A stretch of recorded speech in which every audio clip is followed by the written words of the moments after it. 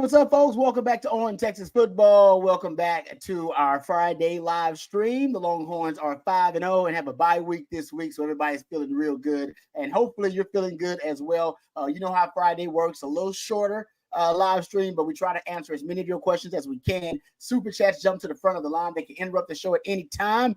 We got the estimable Jerry Hamilton joining us, as well as the coach Bob Shipley, sitting in on the Friday live stream. So we're honored to have the coach here. Always great times when coach is joining us. Of course, we'll get into a number of different topics. We can talk about some of the games. You're right about that, William.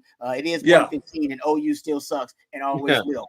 We can get into that matchup, of course. We can start to the preview, if you will, of the Texas OU matchup coming up after their bye week. Matter of fact, both teams have a bye week, so we'll get into that. Also, some of the SEC matchups coming up over the weekend. The Aggies probably got the biggest game of the weekend, so we can get into that. Facing Missouri. I think that Arkansas-Tennessee matchup is actually worth talking about a little bit. How good is Arkansas? Because Tennessee's playing some of the best football in the country. Lowercase t. How does one of Texas rivals match up with them? And, of course, Jerry Hamilton's got some nice recruiting nuggets.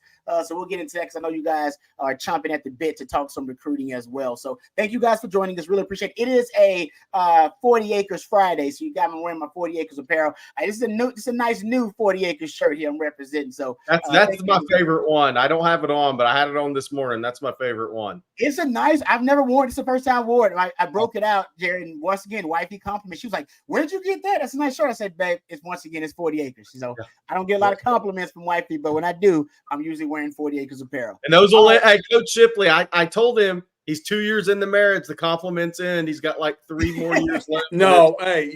At the max. Yeah, you better get. Hey, you better get you one of those push lawnmowers and some headphones. So you need some time away soon. Hey, you know what? I'm gonna soak it up while I can. No doubt about that.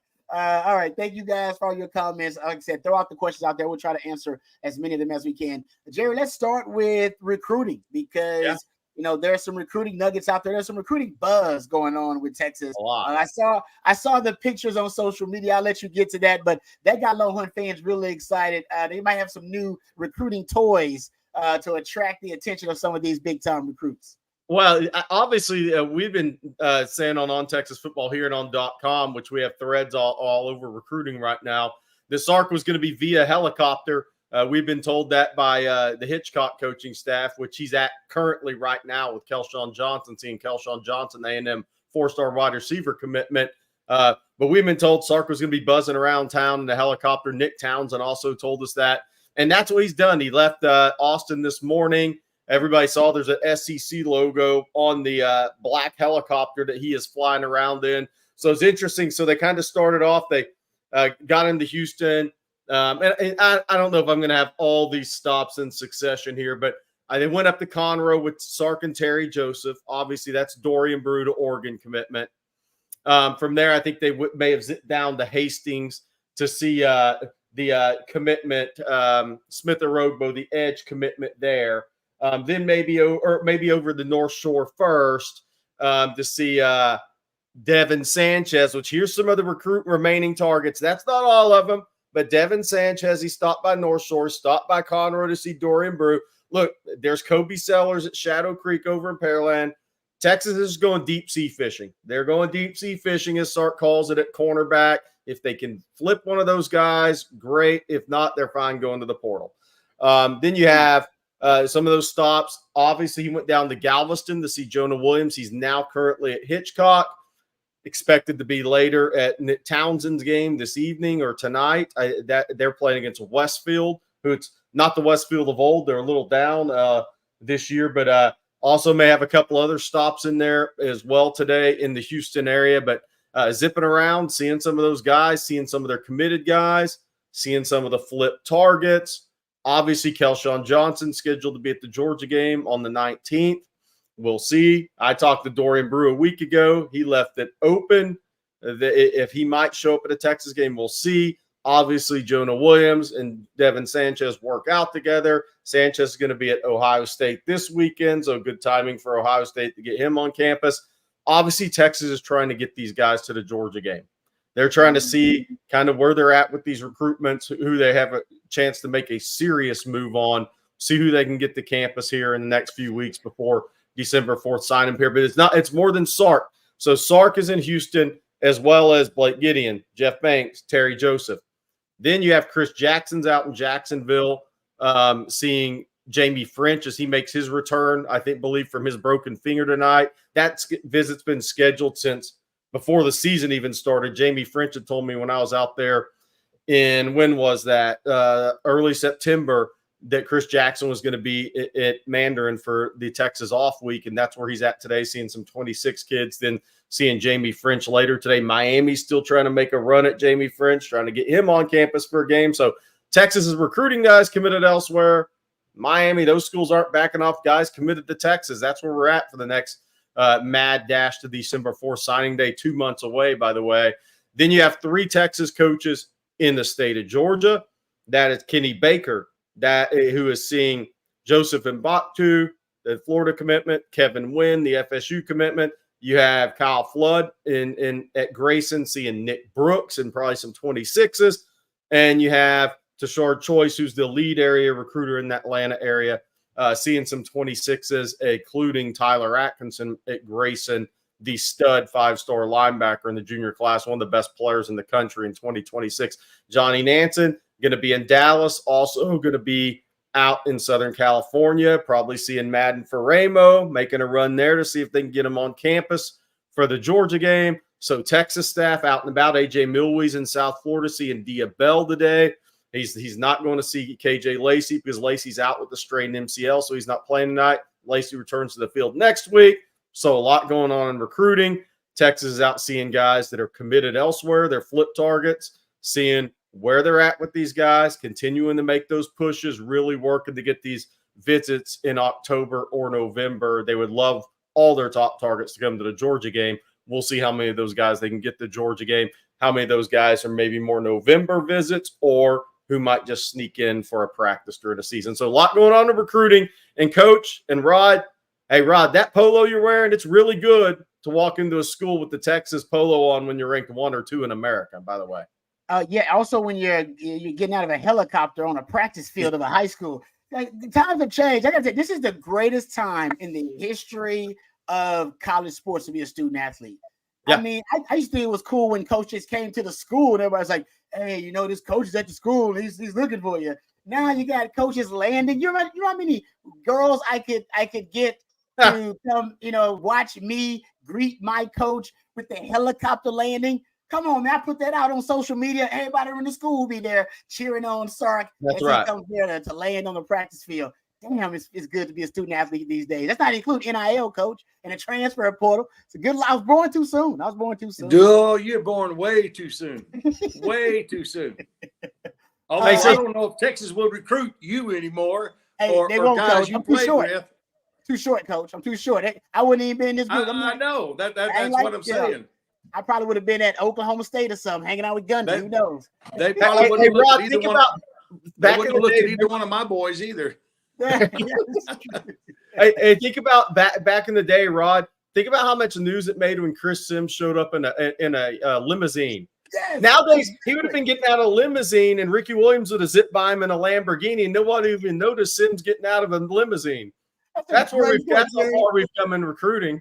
That's a great point, man. I remember when that was a big deal, him moving into the dorms with a limo outside.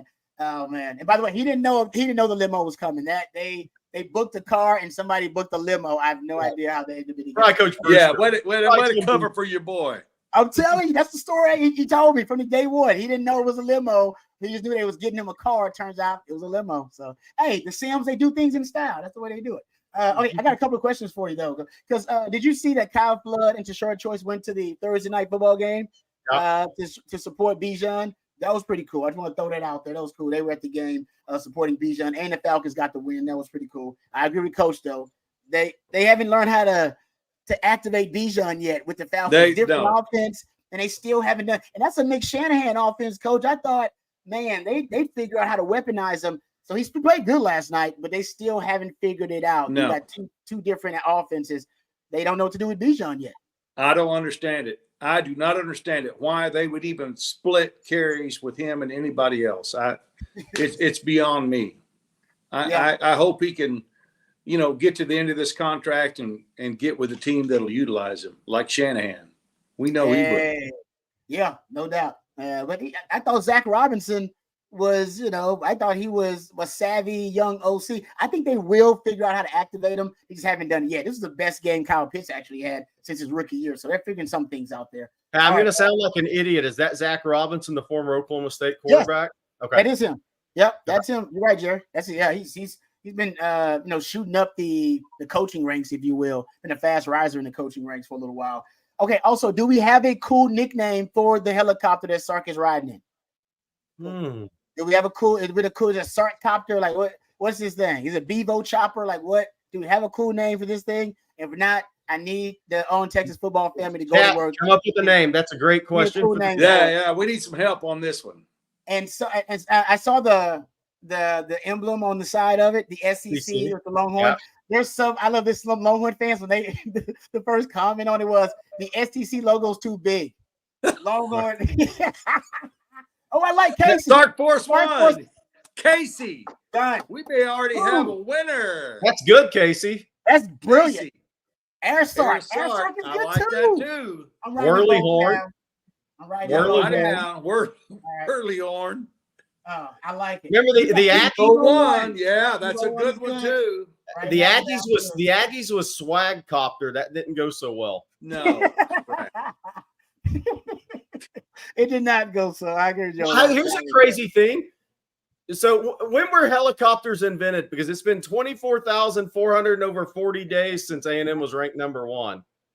When were helicopters invented? No, don't go there. You said that. I don't know. Actually, I got it now. Now you got me. Well, I got to Google this because now Jerry's got me. Are you about to take a jab at the Aggies based on the invention of the helicopter? I'm just wondering what was available to recruit in back then. The last time when they were number 1. We can't call it what Cotton said, but it's an NIL Cotton. It's an NIL chopper. Drop and chopper. Yeah, drop and chopper. That's actually really good. That's actually not good. Drop and chopper. I like that. What was the other one? Just saw one. Starship Enterprise. It's not bad. That's not bad. I like that one. You gotta be a Star Trek fan to get it, but I like that one. All right. See, I know you guys. That's what I say. You got to give some projects to the people, and the people will do way. I learned this in radio. You give it to the people, and they're way more creative than we could ever be. We think we're creative. Nah, we're not that creative. People, they do it good. That's why the internet is undefeated, because of the creativity of the people. Damn it. So thank you guys for that. We appreciate all your participation there. I wrote them all down too. So I don't know which one we got to vote and figure out what we're gonna call it. But maybe Sark 1. Maybe we can just call it whatever you want. You can call it one of those. But I thought it deserves a really cool nickname. Okay, I want to ask you something else, Jerry. How many recruits are they planning on having at that Texas Georgia game? And what's the cap? Is there a limit on the amount of people you can have there? I think it'll be around 100, maybe more. Ooh. And I do think there's a limit they would want there. But the recruiting section, it's kind of over by Bobby Burton's seats at the stadium. He can peek right over there and see him across the way. But I think they can probably have recruits and families in that area, probably 200, 150, 200, depending on how many family members they let with each recruit for a game. Okay, Jerry, out of those 100 recruits, how many would be on official visits? Oh, it looks like right now, Joseph Mbaktu, the defensive lineman from Grayson, committed to Florida. He's scheduled to be in for his official. Jonah Williams, that's his official visit weekend. So only 2 officials right now. A lot of these kids that are coming in are going to be unofficials. And, Coach, that's actually an interesting question. It brought up a point I needed to make. People are having a hard time finding hotel rooms because it's F1, Formula One weekend. And now Eminem's in concert. Like, there's some families that are considering flying into San Antonio, staying in San Antonio, and just driving up to Austin. Yeah, because hotels are ridiculously expensive. Well, I can assure you, the staff at the University of Texas reserve rooms far in advance for recruits. Yes. Yeah. Yeah. We were close, guys. First modern style. James Follett has it. Here it is. I knew I was in the ballpark. First modern style helicopter began mass production in 1940. That Man, it's close. It's really close. So the helicopter was really, it was invented and started to be used the last time A&M was ranked #1 in football. They should have called it the dagger copter instead of the swag copter. Yeah, see, now you don't call Kyle Umlang with that, please. Do not let him know, because we will troll the Aggies with that one. How about this super chat from Colin? Thank you, for the thanks, Colin. We really appreciate that. As a QB, when the D has 6 or 7 people on the line, how do you beat that? Not knowing if they're all coming or if some will drop back like OU did on the pick 6 play. How does one defeat simulated pressure? That's a great question. It is a great question. Coach, I mean, I'll throw it to you and get your thoughts on it. Okay. Simulated pressures. Some will call them radar fronts. I've heard people call them ghost fronts, where the offensive line doesn't know who's coming or who's dropping back in coverage. That's the whole point. What is the tactic strategy going against that? Well, whether it's the play is changed at the line of scrimmage or not, there'll be somebody hot that he can throw to, because, and a lot of people, they want you to throw hot because they want to drop a linebacker right under your hot guy. Yep. And so it's not a for sure thing. You just have to have a place to go with the ball in case they bring more than you can block. So the quarterback in that situation, obviously, I don't know what the percentage is, but almost exclusively in the shotgun now. You've got a little bit of time to know where to go with the ball. So you've always got a hot read. Sometimes he can call 2 hot reads, 1 on each side. And then if they don't come, he can go ahead with the outside guys and maybe the inside receivers at the backs are hot. And try not to come up with a negative play. Yeah. In fact, sometimes those are some of your biggest plays, just like 4th and 1. I mean, 4th and 1, how many times do you see 4th and 1 go to the house? I mean, sometimes those are your biggest plays. Yeah, by the way, Rod, what's going to be interesting, I want you to comment on, if you guys could. Michigan has the best D-line Texas has gone up against, and I do think their D-line's better than Oklahoma's, but I think Oklahoma is really good. But this is going to be the best group of linebackers Texas has faced this year. Stutzman, Kip Lewis, the kid from Crandall, Osamoga, can really run, and they're all bigger kids too. Mm-hmm. I mean, it's going to be interesting to see what Venables does with a week off, what he does, because his linebackers are really good in Oklahoma. What are your thoughts? Have you watched enough of OU yet, Rod, to kind of have a thought on them and what Venables will do with those guys? Yeah, I mean, you'll see some simulated pressure. There's no question about it. You'll see some of that.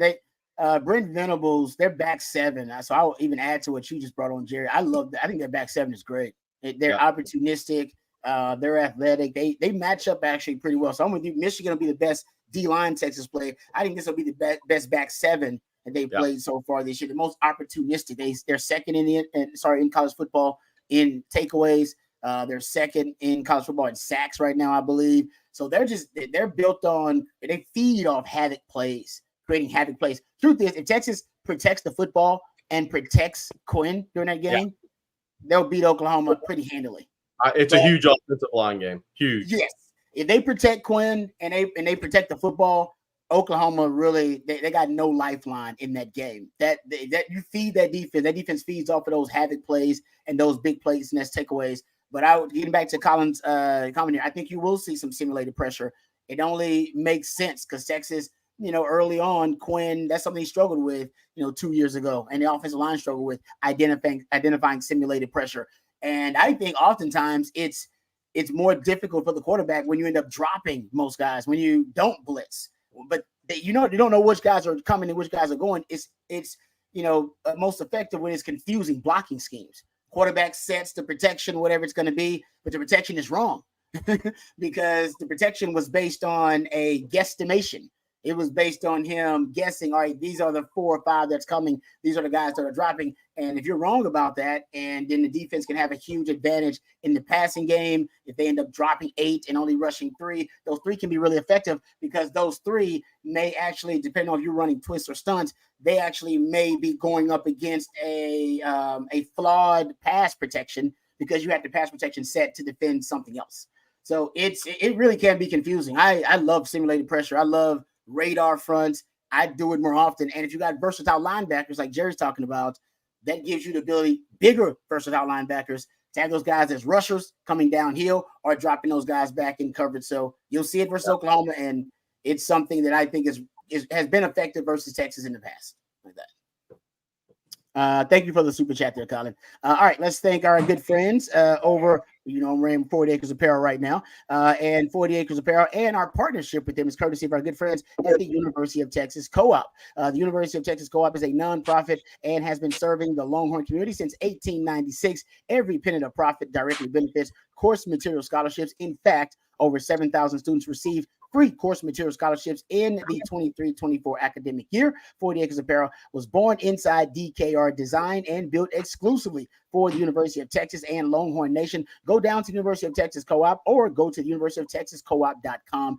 and get geared up with 40 Acres Apparel. Great designs, fashionable, high quality, SPF 50, moisture wicking. It's a fantastic product, folks. It looks great, feels great, and you're doing a lot of good. You can look good and do some good, courtesy of 40 Acres Apparel, because it's a proud sponsor of the course material scholarships benefiting UT students. So thank you very much to 40 Acres Apparel and the University of Texas Co-op.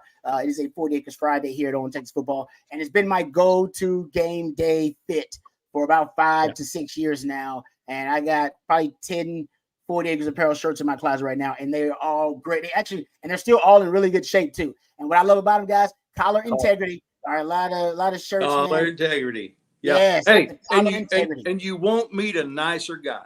You will not meet a more genuine person than Quan Cosby. Quan is one of the most outstanding young men I've come across in my life. He's unbelievable. Amen to that. I agree. Yeah. Funny story about Quan. We were playing phone tag for a while. I forgot about what now. And I called Quan. I finally got a hold of him because Quan's a busy man. And he said, "Oh yeah, man, I'm sorry about the phone tag." I'm like, "That's okay." And then it gets really loud in the background. I'm like, "Man, what is that noise?" He's like, and I was like, "Is that a jet? Is that a jet engine?" He's like, "Yeah, man, I'm on the tarmac." I'm like, "Okay, all right. You should calling me from the tar. Are you a private jet guy now? You're calling me from the tarmac?" I was like, "That's why I can't get a hold of Quan." So Quan, he's doing good, man. Quan's doing really good. Yeah, call me from the tarmac. I was like, he's big time. Cisco says, "How long can that defense hang around if their offense sputters?" I'm assuming Cisco is talking about Oklahoma here. Yeah, and honestly, this is what I think they'll do, guys. And Coach, you let me know if I'm off here. I think they're going to steal a lot of the Mississippi State game plan.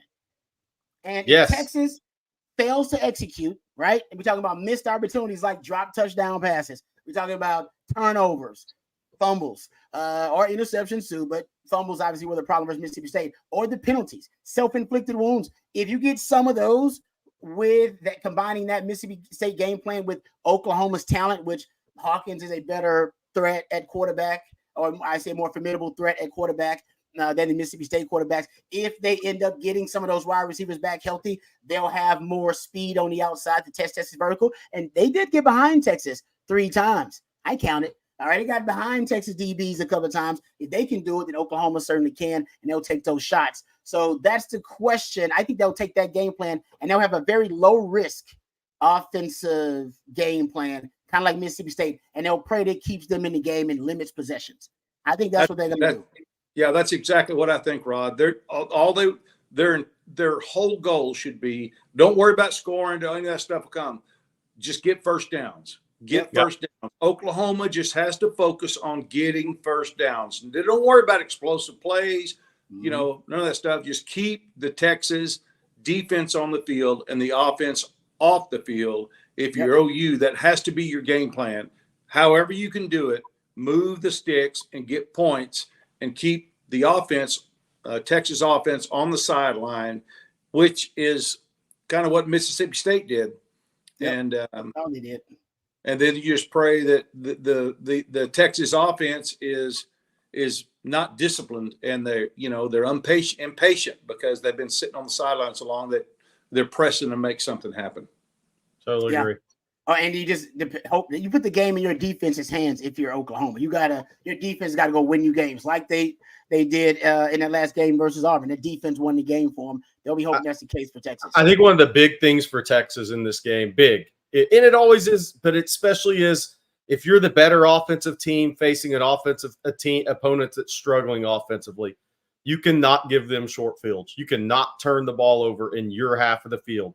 That's when you have to make them drive the field on you. Yep. If you give up any short fields, that's when those teams start to have a breath in a game where they're going to struggle to keep up offensively. I agree with that, Jerry. It's a great point. Special teams too. Special teams too. That gives you a lot of short fields. Osvaldo, thank you very much for the super chat. I saw the question there. I know you got it coming. So we appreciate you and your support here. It says, forgot to type my question, but I wanted to ask, what should we expect from the Texas red zone defense? Will we see the true defense versus OU or Georgia first? Red zone defense. I think that Texas defense has been stellar across the board. There's really no aspect of the Texas defense that I've not been impressed with. I know some people are concerned about run fits and, holding up against the run and gap integrity.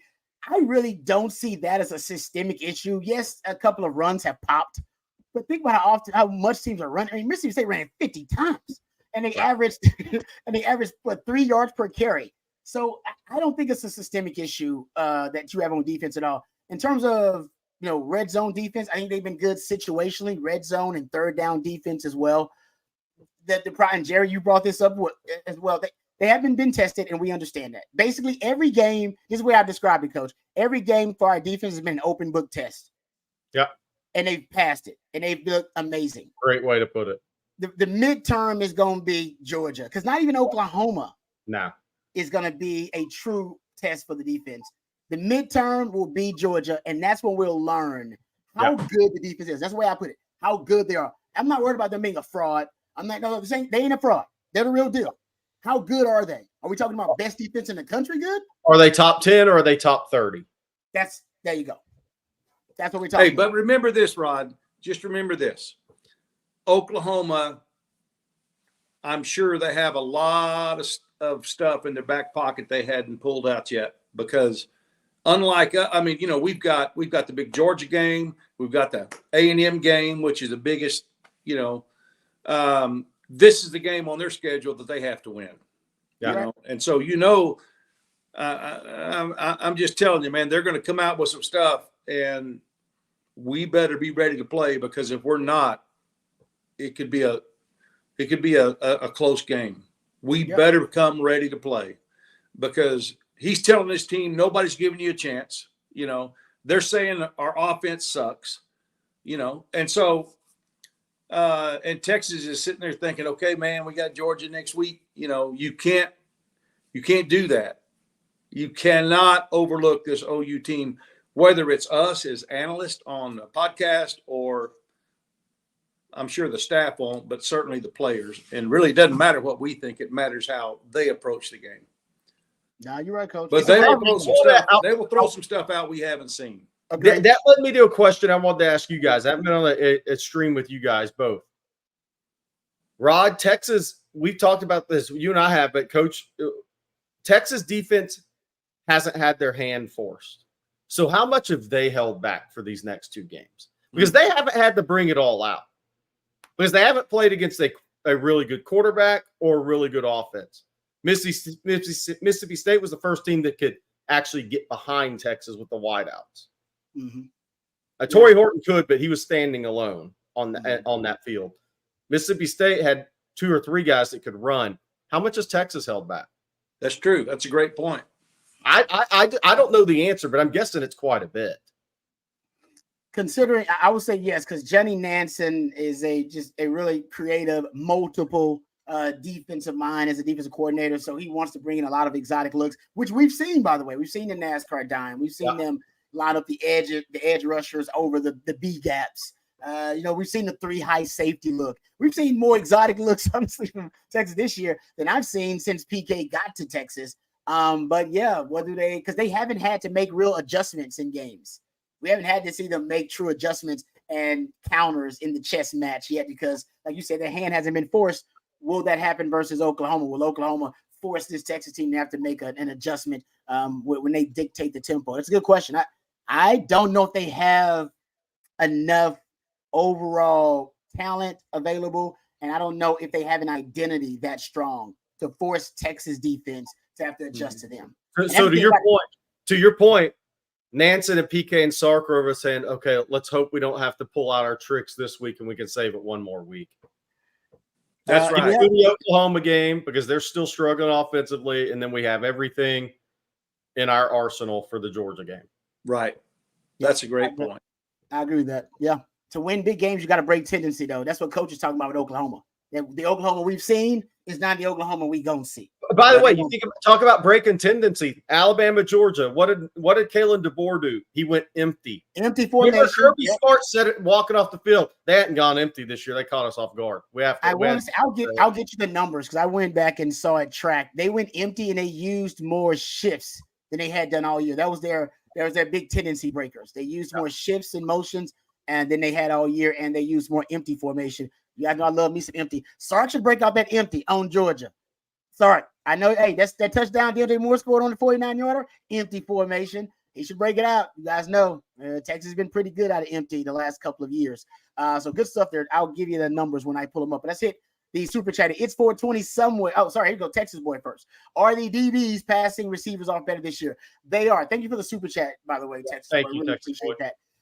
Yes, they are. They're doing a better job. And the passing receivers off is when you're playing zone coverage or you're playing match, which is a zone man concept where it's a zone man matchup based defense. So when you're playing that, when a route declares itself, when everybody can see, oh, this route is an in breaking route, or this route is a vertical route, or this route is an out breaking route. Once the route declares itself, then you match them, which means you're going to just man up on that guy instead of playing static zone. And Texas wanted, they were big into pattern match, cover 4 quarters, match is what they call it, or match quarters last season. At a top 5 rate, they were playing match quarters. That is a Gary Patterson staple, kind of what Gary Patterson gave PK as his tricks of the trade to conquer the ecosystem of the Big 12. And now with Johnny Nansen coming in, guys, we played more single high.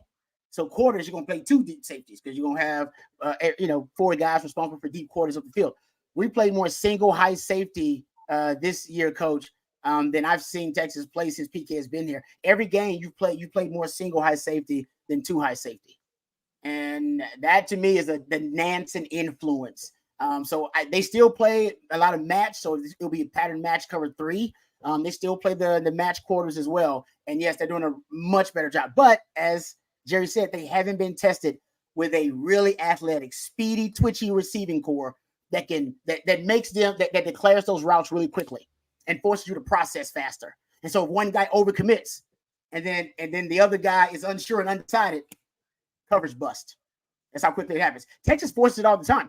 In that Michigan game, they called Michigan off board with that because Michigan's DBs were indecisive or undecided on if the route was declaring or not. So you can manipulate in a lot of ways, and Texas hasn't really had a team, as Jerry said, force their hand yet in some of those coverages. So Rod, in your opinion, number one, what's the advantage of going to just a 1 high safety? And in your opinion, why do you think Texas is doing that more? They want to play more man coverage, and they want to devote that extra defender down in the box to either stop. Because when they had T'Vondre Sweat and Byron Murphy, right, you got 2 war daddies down there. So are you saying 1 high safety and everybody's man underneath, or some? Not all the time. They play cover 3 with that, and sometimes they can play some man coverage with it as well. And then sometimes there's man with a robber concept. And I'm not saying they don't play 2 high at all. They still do, but I think they play more single high than they do 2 high safeties now, when last year it was the other way around. It was Wouldn't you say that playing 1 high safety gives you a better chance to disguise what you're doing? Yep. No doubt. Totally agree. And that's a Nansen thing. I want to play more games and disguises with the opposing quarterback.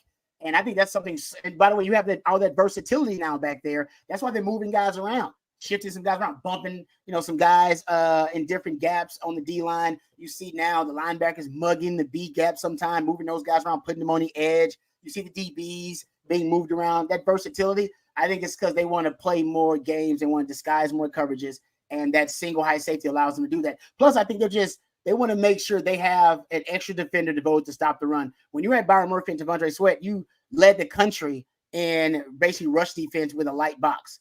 Fewer defenders than they have blockers because they had to match your numbers. They needed 2 to block your 1, T'Vondre Sweat or Byron Murphy every time. So you win the numbers advantage there. Now they don't have that natural numbers advantage. So they've been putting that extra guy down in the box, helping stop the run. A lot of time it's Taft Daddy. They love bringing Taft Daddy down there in the box. And Jerry, that's why OTF has one of the best analysts to cover Longhorn football. There ain't nobody on the internet you'll find anywhere that'll do what he just did. That collar's even better now. That collar's even better now. Thank you, Coach. I appreciate that. Thanks for the kind words. But yeah, man, it's fun following this team because they're damn good. It's 420 somewhere. Thank you for the super chat. Appreciate it. Very kind of you. It's 420 somewhere. Ed Rod, what time is it? It is 1:50 and OU still sucks and always will. He said, I know the last game wasn't ideal for us. How hard is it really to get up for 3 straight games against teams that you know aren't on the same level as you? Hook them. But in that, Coach, isn't that the standard they talk about, right? Playing to the That's standard? the whole culture that he's built. Trust us. We will lead you. Just trust us. And, you know, these coaches know what the players' goals are. The players know what the coaches' goals are. Everybody wants to win. Everybody's got something invested in this. And so to be able to make all your dreams come true, you have to play at the highest level you can possibly play every week, regardless of who you're playing. And that's what I think Sark is doing. A little bit of setback. I felt like we weren't quite as focused last week, but challenging guys to play their best. The same effort, first play is last play. First down, fourth down. Same effort the whole game. And that way we know that we've left it all on the field. So it is a challenge because players have a tendency to want to kind of, you know, sometimes, especially if the coach has been really hitting them hard, kind of want to draw back, be not quite as focused this week. But I think our staff does a great job on getting our guys ready to play. And I think after last week, even though most people aren't, you know, across the country didn't think much about it, we had been expecting more from our players. And I think they're expecting more themselves. And so I think it was a good wake up. Hard to say wake up because it wasn't a close game, but you know what I'm saying. There's very high expectations on the 40 right now. There should be. What'd you say, Coach, on the winning drive when people were like, you guys may be being a little too hard on the players considering how good they are. They're 5-0. I believe you said they shouldn't have shown us how good they are. That's right. They messed up. They showed us they can play with anybody. So let's do it every week.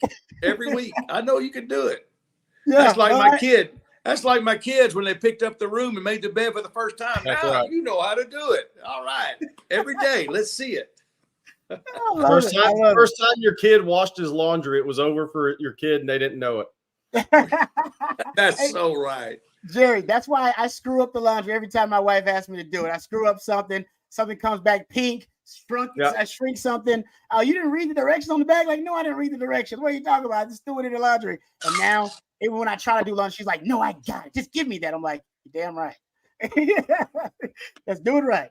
All right. Hey, by the way, go ahead, Rod. That's our good friends at Flat Creek, and then we'll come back to you, Jerry, just in a second.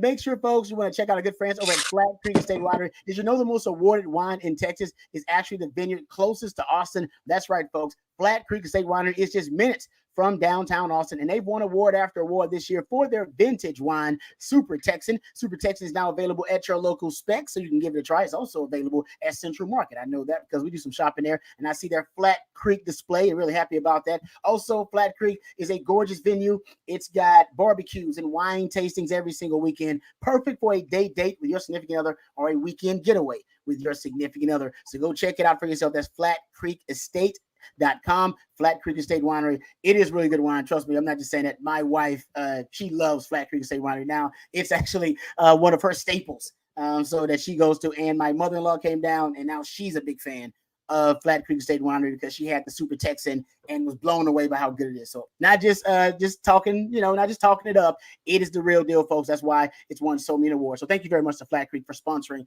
our Friday live stream here. All right, Jerry, getting back to you, brother. Sorry, I interrupted you. You're about to say something. No, you're good. No, I was just going to say, one of the blessing in disguise is about that question. The last 2 games Texas has had where they stubbed their toe with turnovers. Mm-hmm. And that's actually not a bad thing going into an off week before Oklahoma and Georgia. It's it's real easy to put emphasis on the coaching points right now that Texas needs to. I mean, Arch had he had a nervous look. He was a little nervous that first start, had a nervous turnover, right? A couple interceptions in that game. Obviously, the last game, he had the 2 fumbles by Blue, the drop touchdown pass. Rod, you said almost 4 turnovers, taking points off the board, going for it on 4th and 3. Yep. But a couple of turnover games there for Texas. And so that's actually one of those blessing in disguise situations. You hated watching it during the Mississippi State game, but there is no doubt every player's attention's on it headed into Oklahoma, who is really good at turning you over. Yeah. You're definitely not worried about guys being too arrogant and overconfident right now, considering how they played. I'm with you. I think it's a perfect situation. You still won, but a lot of things to coach up. Okay, I know we got some questions. We'll try to roll through these. Hey, David Keith Williams, another great question here for Coach Shipley. I'm a huge fan of the deep crossing routes, which Xavier Worthy was so great at as a freshman. I think Isaiah Bond is perfect for that route against OU. What's your view? Yeah, I don't know what he's called, Coach. I think some coaches call it it's a wave concept. I refer to it as the deep rainbow crossers. Yeah, we call it. A lot of people call it scissors. There you go. You can call they call it scissors. Yeah, and it is so hard to stop. And I'm not sure if he's talking about scissors or he's talking about a square in with a deep post behind it, a shallow crosser, and then about a 15-yard square in and a deep post behind it. It's just 3 levels, you know. Mm-hmm. And so you read from closest to you because it's a faster developing, to the middle, which is the second fastest developing, to the deep ball. And that's something that is very, very difficult, especially with the speed that we have. It's very, very difficult to stop. So I would love to see them do that more. But in order to hit somebody on a deep post, you pretty much have to have a square in so that he won't be double covered. And you never know. Sometimes that safety will jump on the square in, and you got a guy wide open. Yeah, I've seen that too. And see, I think Sark's got different ways of coming at it too, because I've seen him come at it with a condensed compressed set.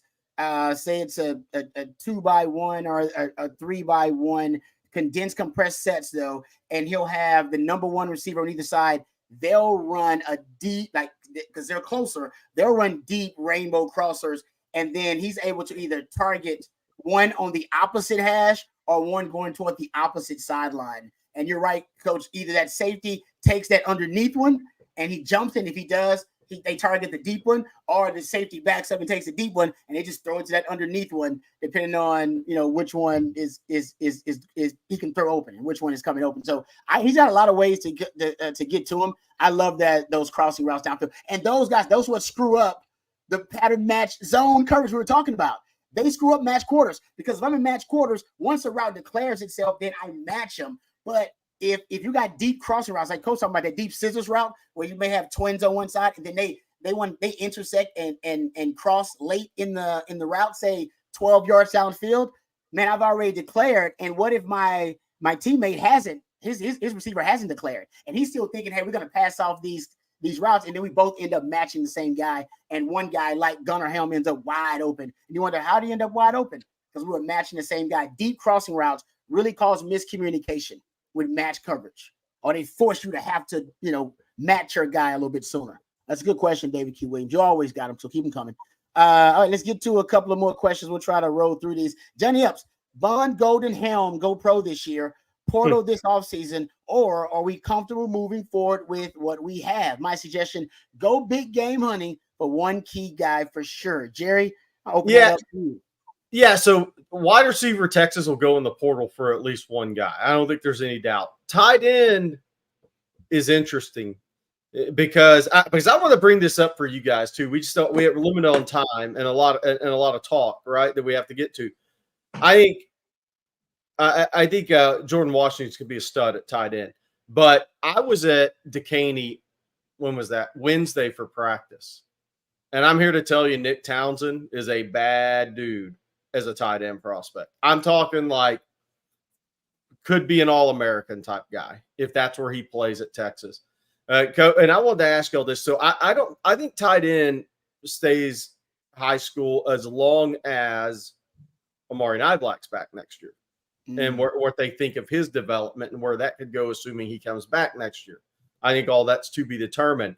But what I want to talk to you guys about, so Nick Townsend this year, Coach Rod, short snapper, long snapper, and he's not just out there doing it because the Canyon didn't have anybody else, Coach and Rod. If he only did that, he'd be a scholarship deep snapper. He's legit. Plays running back, wildcat quarterback, tight end, X wide receiver as a tight end, is on kickoff return teams, on punt block team, and he plays Mike linebacker, and then they'll move around and play him off the edge. I mean, I haven't seen a guy work out that many spots in a high school practice ever. Like, I was like, dude.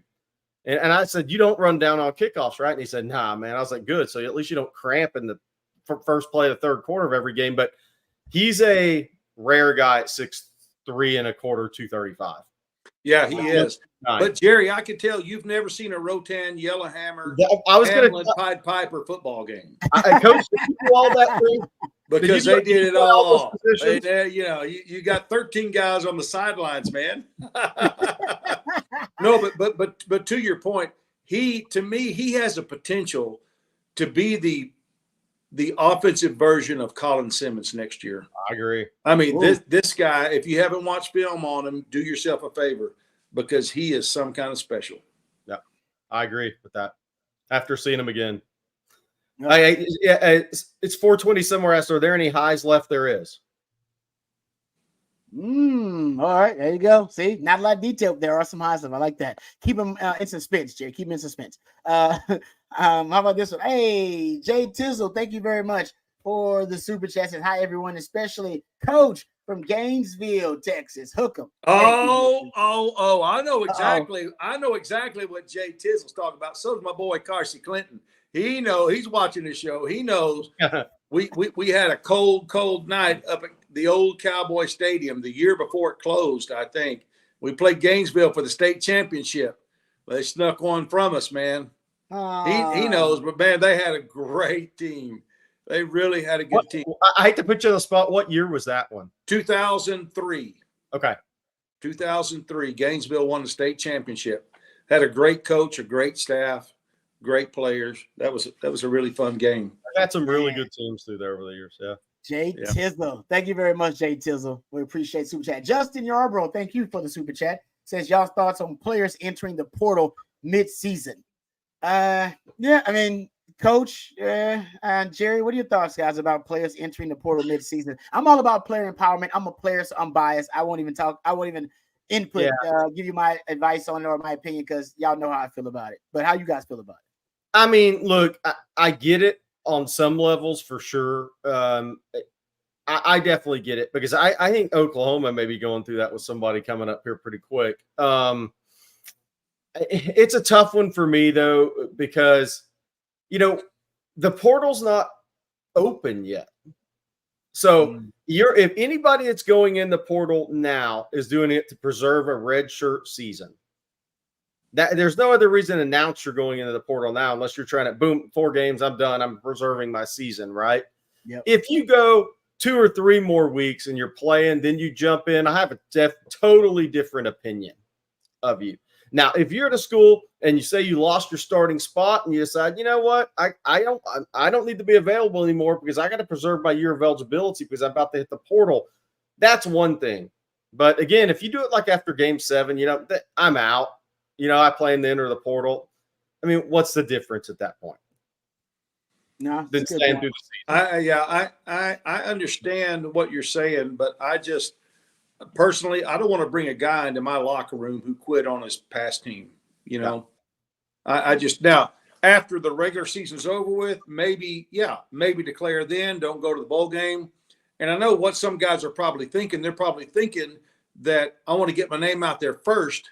Yep. So that teams will put me at the top of their list and start recruiting me because I don't want to be stuck without a place to go. And if I wait till the end of the season, there could be 8 more guys in my position than there is now. So it's a bird in the hand kind of thing. But personally, I'm a little bit old school. I just feel like, if a guy quits on his team and things don't go his way when he's on your team, what's he going to do? Yeah, I get that. Yeah. It's 20 summer. He follows up. Who's going to take Bear Alexander? Not me. No, I remember Oscar Giles. I remember Oscar Giles talking about Bear when he was like a sophomore. Wow. I mean, he matured really, really early in his life. And I hate to say that, Bear's a good kid, man. How many schools has? Well, 4 high schools at least, and this will be Whoa. 3 colleges. You're getting too much bad advice in your life, Bear. Man, yeah. Too much bad advice. That should be a wake-up call. All right. Before I know we're getting close to the end here. Oh, just real quick. RWC says, always wash in warm water, never hot. Do not add bleach. Wash new color clothes with other color clothes. Then never worry about it. Watch out for wife's weird clothes. Read the tag. Thank you very much, RWC, for the advice. Hey, we ain't got time to read a tag, Rod. What's it? We're guys. We don't read tags and we don't read instructions. That is true. We do not read instructions. We all know that. Well, let me tell you about our friends over at 40 Acres Apparel. We're happy about our relationship with 40 Acres Apparel, courtesy of our good friends at the University of Texas Co-op. And 40 Acres and University of Texas Co-op, folks, it is a nonprofit and has been serving the Longhorn community since 1896. Every penny of profit directly benefits course material scholarships. In fact, over 7,000 students received free course material scholarships in the 23-24 academic year. 40 Acres Apparel was born inside Darrell K. Royal Stadium, designed and built exclusively for the Longhorn Nation, for the University of Texas and Longhorn community. Go down to the University of Texas Co-op or go to universityoftexascoop.com and get geared up with 40 Acres Apparel. Great designs, fashionable, high quality, SPF 50, moisture wicking. It's a fantastic product. It looks great. And by the way, you're doing a lot of good because 40 Acres is a proud sponsor of the course material scholarship for UT students. So thank you very much to the University of Texas Co-op and to 40 Acres Apparel for sponsoring our Friday live stream, our 40 Acres Friday here on Texas Football. Jerry, before we get out of here, another kind of recruiting. Can you give folks a little bit of a recruiting update? What's happening this weekend? There's been a lot of buzz, seems like, on social media about what Texas is doing in recruiting right now with this bye week. Ton of buzz because Sark and the staff are on the road off week. Obviously, they left Thursday afternoon, hit the road. Kenny Baker, Tashard Choice, Kyle Flood flew out to Atlanta area. They're in Atlanta today, seeing Nick Brooks, Joseph Mbaktu, Kevin Wynn, Tashard seeing Tyler Atkinson, 26, Zella 6, some other guys. Amari Latimer, 26, running back out of Sandy Creek, Tyrone, Georgia there is a guy they really like. Obviously, then a lot of the staff's in Houston. Sark is in the copter, the SEC copter, which I think, did we name Sark Force 1? Is that what we're going with right now? That's one of them. That's one of the I like that. I like Sark Force 1 as well. So Sark Force 1's been out and about in Houston today. Went and saw Smith Orogbo commitment. Went and saw Jonah Williams commitment. Went to see Kelshawn Johnson, A&M 4-star commitment that Texas is still very much interested in. Went to see Dorian Brew, the top 100 prospect in the country, corner committed to Oregon, DB committed to Oregon. Stopped over at North Shore to see Devin Sanchez, the 5-star corner committed to Ohio State. Probably had a couple other stops in there as well. Obviously, Nick Townsend, Decaney. The Texas is still looking at Tanook Hines at Decaney. So today was a day about bumping around in Houston. It's nice to wear that Texas polo when you're ranked 1 or 2 in the country, that's for sure. But then Johnny Nanson's going to be out and see Madden Faramo. Also, I think he started maybe the day in Dallas with Elijah Barnes. Other Texas staff members are on the road today. Jay Milwee seeing Dia Bell down in South Florida. So the Texas staff, Chris Jackson, is in Jacksonville seeing Jamie French plus a couple 2026s, Simeon Caldwell at the Bowles School. So the Texas staff out on the road, making the most of this off week, doing some recruiting today, late last night, today, and maybe a little bit on Saturday before they get back and get into the Oklahoma game. So big weekend. There's 2 off weeks for Texas this year, and those are big. Those are key where recruiting's really changed, guys. Coach, that December 4th is the early signing period, which means you have no time to really recruit on weekends because you're into the season. So anybody you bring on campus is going to be a game visit on a weekend, except that second off week. Maybe Texas sneaks somebody in for an official visit that second off week. We'll see. But Texas wants a lot of those guys at the Georgia game to bring out that best game day atmosphere in I don't know how many years. Probably since Alabama in 2022 is my guess. Wow. Is what this will be come October 19th, especially if Texas handles their business against Oklahoma on the 12th. So a lot of recruiting going on. It's pretty much Texas They're going deep sea fishing at defensive line and at cornerback. That's pretty much what's going on here. Dalen McCutcheon, another receiver that's committed to FSU, and Kelshawn Johnson. Texas likes both of those guys. McCutcheon was on campus last weekend. So recruiting, it's really good to be Texas right now when you wear that polo ranked 1 or 2. They have a top 5 class. We think Michael Terry's still big lean to Texas. We'll see if anybody shows up at his game tonight. So the Texas staff out and about, that's Blake Gideon, Terry Joseph, Sark, and Jeff Banks in the Houston area.